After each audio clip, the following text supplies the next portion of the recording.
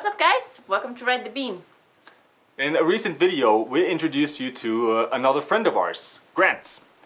And we told you about his new projects with a podcast. Today we are back at our cabin and we brought Grant with us. So today we thought we would get to know him a little bit better and go for a hike up to one of the viewpoints up at the mountain here. But of course, for a trip like that, we need coffee. So let's start by brewing coffee.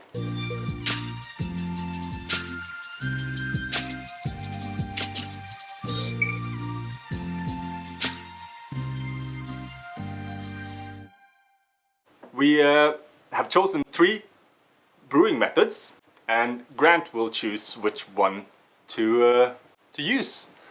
So to begin with, Grant, what is your experience with coffee? Well, my experience with coffee started probably 2 years ago when I met Jut, and he talked me into coming to help him out at the cafe you were working at the time. And I was a tea drinker. I didn't drink coffee for about 20 years, from '96, and then learned about this new whole fancy way of light roasted coffee. And that was it. So a couple of years ago I got to experience some nice, fruity, exciting light roasted coffee from where you were roasting coffee. So what was your relationship to coffee before this? I absolutely hated it. I didn't think it was good for me. It didn't feel good. It didn't taste good, and that stemmed from an experience I had flying from Sydney to Los Angeles when I went to the States in '96, and I had a horrible, horrible cup of coffee on that plane, and I felt shit, to just be frank. And so I didn't drink coffee from that day on. And I chose to drink tea because it felt more light in my body. Coffee always felt heavy after that point. Mm-hmm. So when I experienced light roasted coffee with your coffee you were roasting a couple of years ago, it opened my eyes again to a new experience of coffee. So, are you ready to brew some coffee? Am I ready to brew? Well, I'm not good at brewing coffee. However, I will be happy to play eeny, meeny, miny, moe. Today, then, we have 3 methods of brewing. Okay. So, we're gonna brew the nutty bean. Right. This coffee. This is our favorite breakfast coffee. Okay. And you need to choose which method that we're gonna use for this process. So, which bag do you choose? So, what intrigues me is that this one's so small, so I have no idea what that is. Right, I'm going to make this nice and quick. I'm going to go for this one because it looks the most inconspicuous. I have no idea what that could be. Open it up. All right. What is this? I've never used one of these before. I've never seen one of these before. That's what we're going to be brewing with. This is what we're going to be brewing with today. Have you used it much yourself? Never used it. This is the first time. That's a win. Yes. That's an absolute win. To brew some coffee, we need coffee, of course, and we need something to brew into. So the point of this vessel is to very simply put this on top, like this. Genius. And then of course we need coffee. And we have 50 grams of coffee in here. We've set the setting to 42 clicks. And we thought it would be fun to see how fast Grant can grind this coffee. Let's make it a competition. All right. Let's go. I got a stopwatch. Hold it like this and just grind. And go. 1, go! Go, you good thing. Come on. Does speed matter? Yeah? So I've got it. Oh, jeez, I don't like when it hits those husks. You should speed up. Oh, really? Okay. I don't know. I'm curious. I have no idea. What's going on? Come on. Go, son. Oh, don't stop. I haven't worked this hard to make a coffee before in my life. No! I thought this would be done ages ago. No. Okay, come on. Really? Really? There we go. That's got to Almost. There. Oh. 1 minute 23. be... Holy moly. You did That was it, mate. quite tiring. Hang on a second. I'm going to have to get undressed. Now you've earned a good cup of coffee. I have. I don't know if I can go on a hike now. Okay, wow. That was hard work. Got a sweat on. That's awesome. Oh, lovely. Hazelnutty. Beautiful. So let's just pour this in. Now all we need is water. So freshly boiled water here. Right. And yeah. So you should try to brew this. So Okay. start by just wetting all the coffee. Is that too fast? A little bit too fast. Just Okay. and then give it a pause for like a few seconds, just to let the coffee aerate and breathe. Okay. Bloom, we call it. Right. It should take you about 2 minutes roughly Right. to finish. This contraption. Yeah, Well, it's all part of this game, isn't it? Really? Yes. this is the first Maybe I for should all of us. focus a bit on this side. Will it fall? Keep the balance up. Oh, That's all right. That's all right. I reckon we just do a little bit of that. So this is new for you guys as well, really. It is. Using this bad boy. It was Benjamin who tipped us about this contraption. Okay. We met him around Finnskogen while we were Oh, doing right. the tet. All right. Perfect. My right arm has not done this much work to make a coffee ever in my life. Well, I grew up with a teaspoon of Nescafe or whatever Yeah. and some hot water. Jeez. maybe that's why you never liked coffee. That's probably it. Could be. This was harder than playing sport. How does it but smell? doesn't it smell amazing? It really does, yeah. I've learned quite a lot about the flavour of coffee and stuff working with you, Kenneth, and at the cafe and stuff like that. So there's definitely a big experience, like a different experience when you're tasting high quality coffee that's brewed properly compared to the good old teaspoon and hot water. Yeah. Now I think we just need to pour this into a thermos and then put our shoes on and go hiking. Ready to go? Ready when you are. Yeah.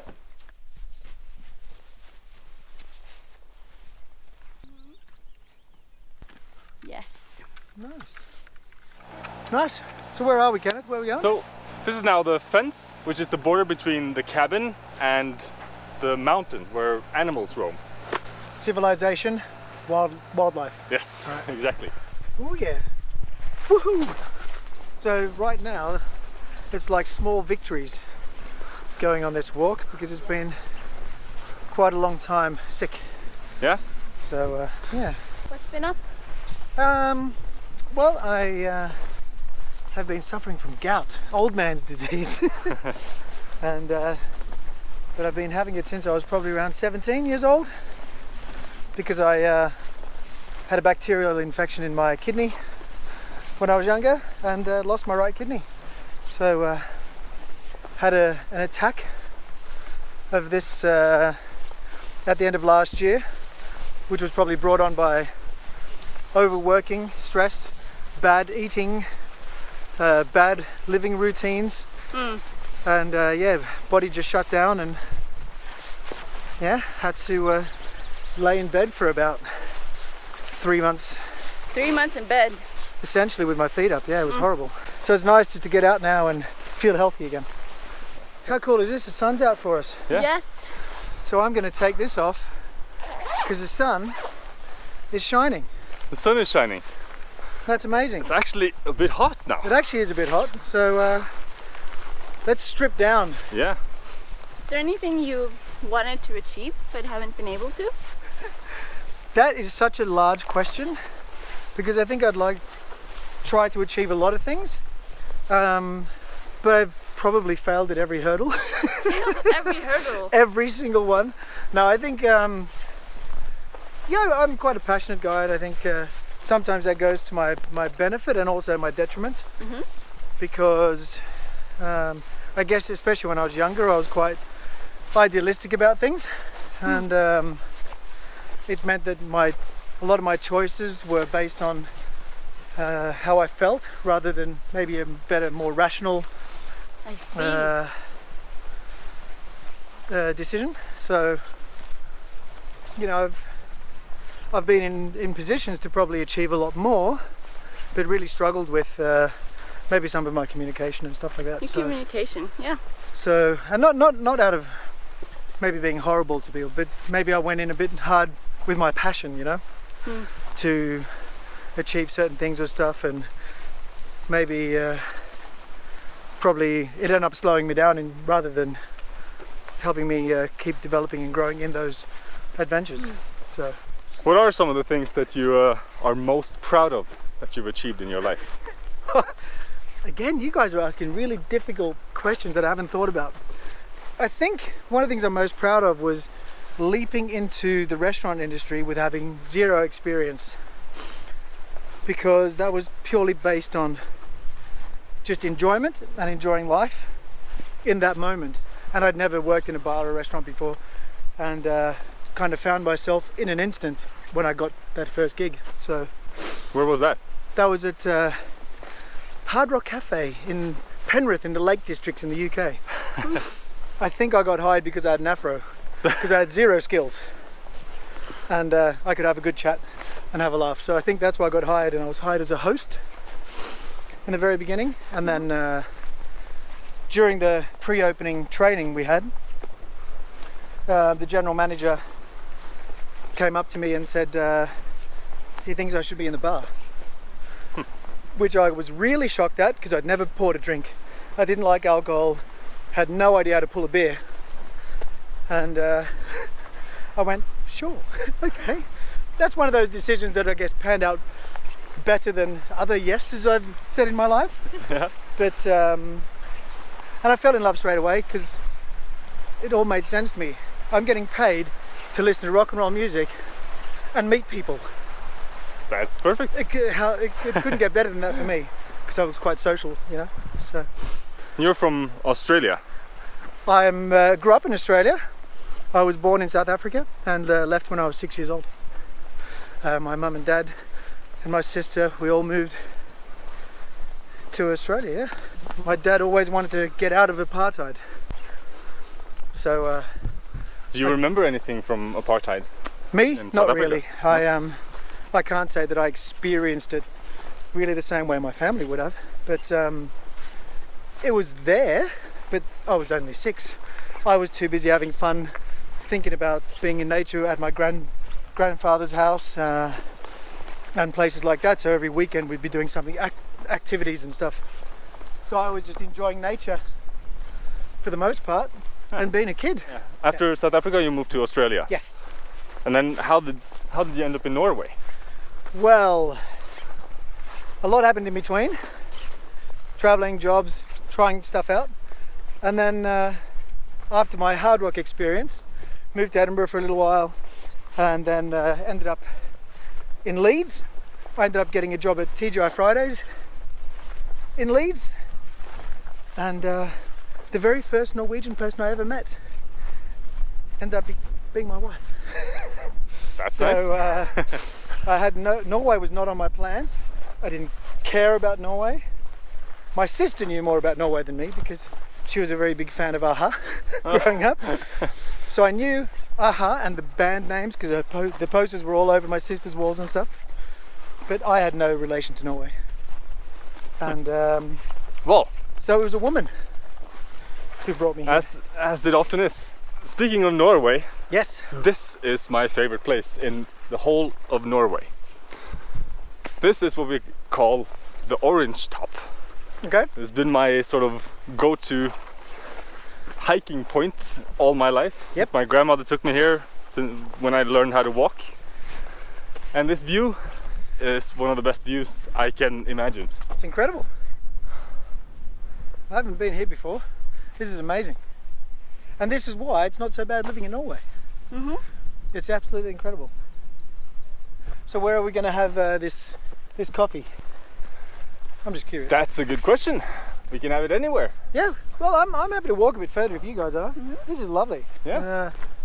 It's not as cold as we anticipated. No, It's quite nice walking and it fresh. was 3 degrees this morning, and now it feels like probably 10, 13 or Yeah, something like it's that. about 10. Yeah. You know, so it's middle of summer here in Norway. Rocking the summer. So those mountains in the background, that is Syland. Okay.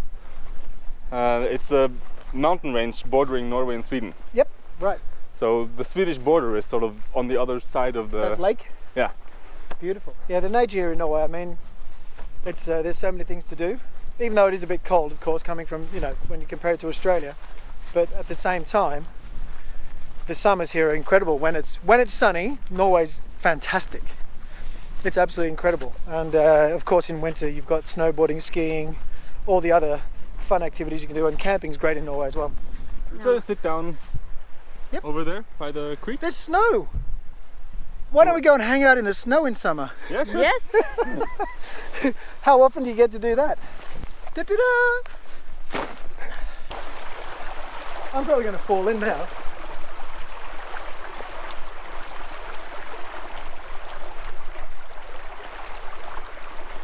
Woohoo!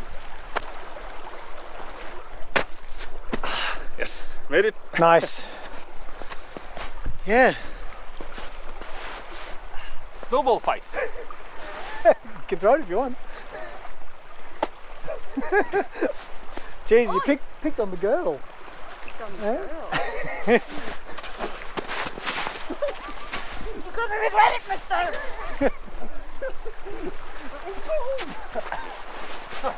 That escalated quickly.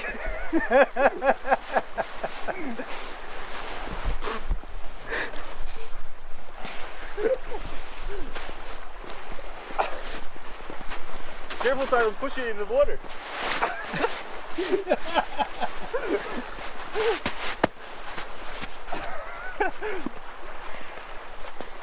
So, this is how we handle our issues. That's cold. Oh, that was quite impressive. Good job, Pia.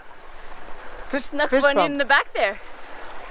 Yeah, that's what you get for throwing snowballs at Norwegian women.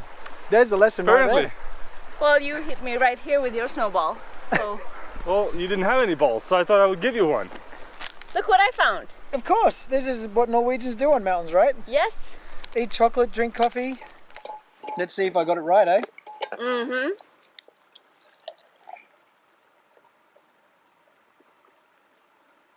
So how does this taste now?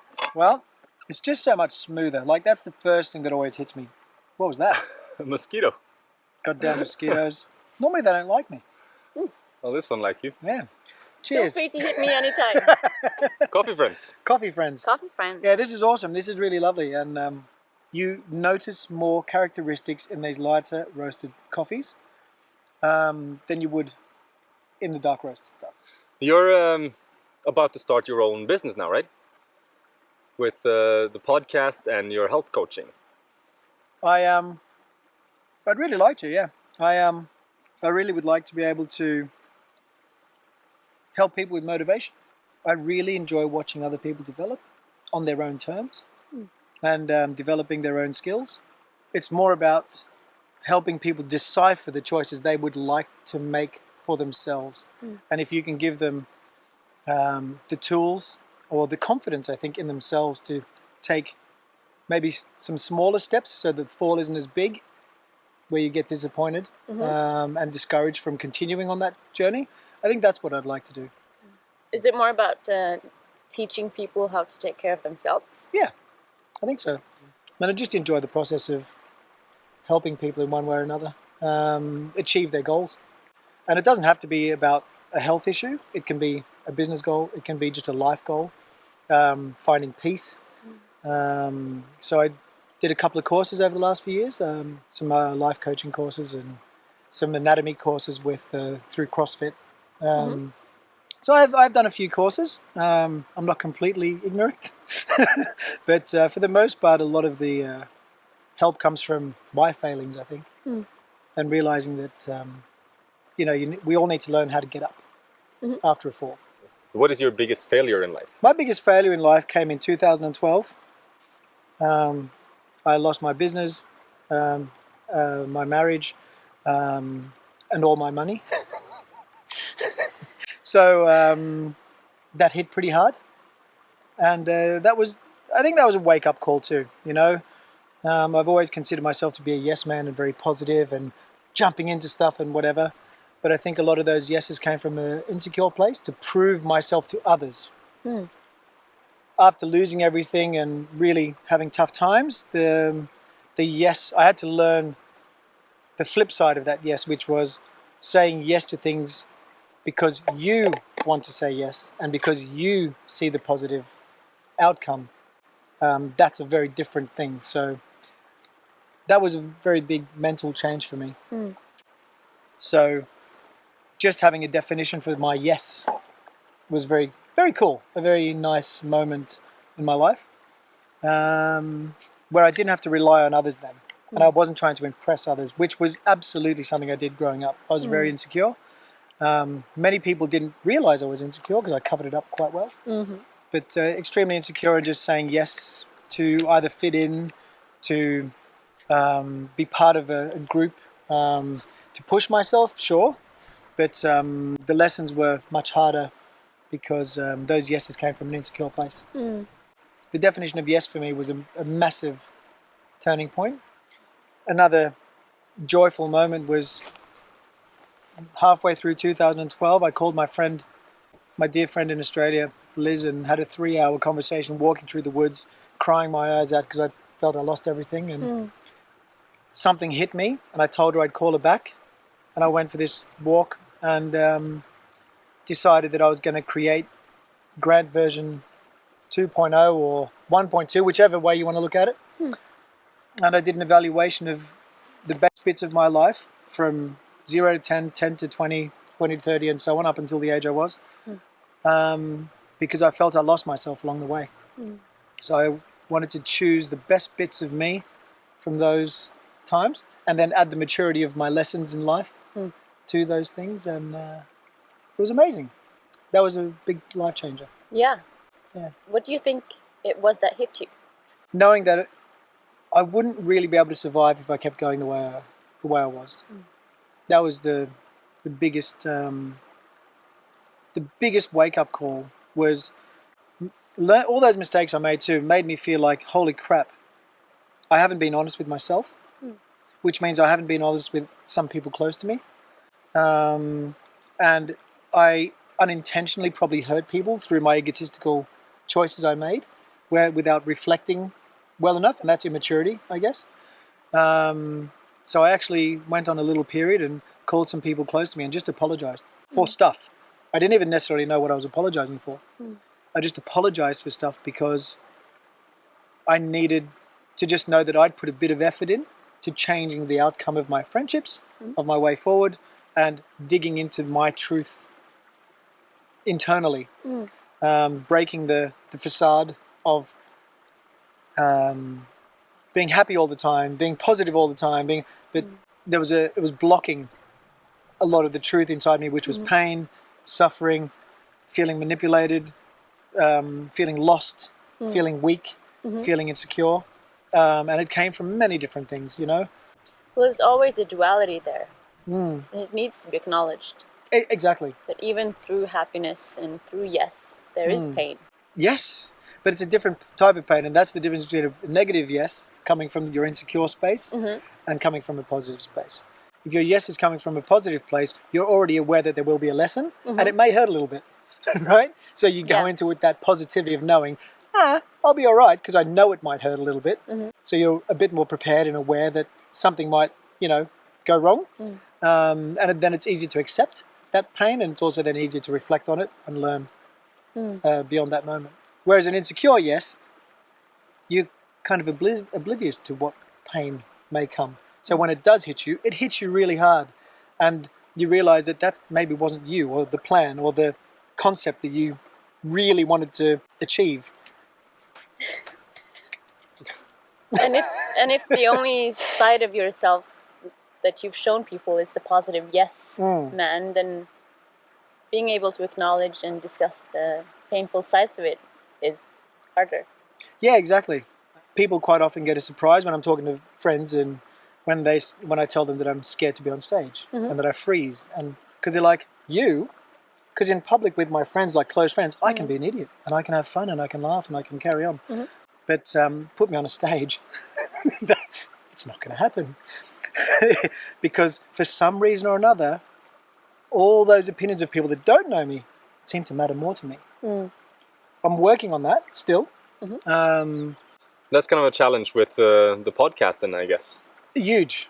And again, the podcast thing, it was a more of a positive yes moment, where it wasn't necessarily my idea to start a podcast.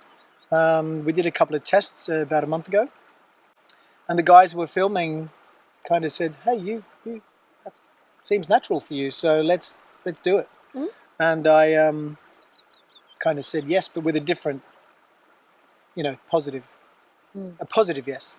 And I've enjoyed it ever since, and I just feel like I'm chatting to people. I don't overthink those podcasts. I like talking to the people that inspire me, the people that have got interesting stories, and as long as I can just have that conversation, I'm stoked. I'm really happy about it, and hopefully other people enjoy it as well. For some reason, I don't notice the camera as much, and because I feel safe with the people that have kind of helped me get there, I feel a bit safer. Mm-hmm. And then this positive response I've received from my friends and family and people that have seen it is comforting as well. I'd like some more criticism, I think, to improve, to get better. But honestly, so far, I just feel quite safe that it seems to be working. Where can people find your podcasts? They can find the podcast on YouTube. We also have an Instagram channel. It's called Adventures with Grant. But we don't post too much yet. We're still working it out. We're still seeing how it goes. And for the moment, it's got to be fun for Chris. It's got to be fun for me. It's got to be fun for Andreas. And as long as we're enjoying ourselves, we'll keep going. And so far, so good. Thank you for sharing, Grant. Anytime. It was really lovely to come up here with you guys and enjoy the cabin, the hike, snow, middle of summer.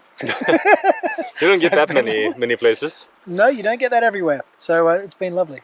And Thank your you so brew much. was awesome. Yeah, this was pretty good. Yes. Good job. I am very proud. Approved. Approved. Cool. Awesome. I had a good teacher. Both of you. Yes. So no, it was awesome. Thank you. Should we start heading back? Let's do it. Yeah.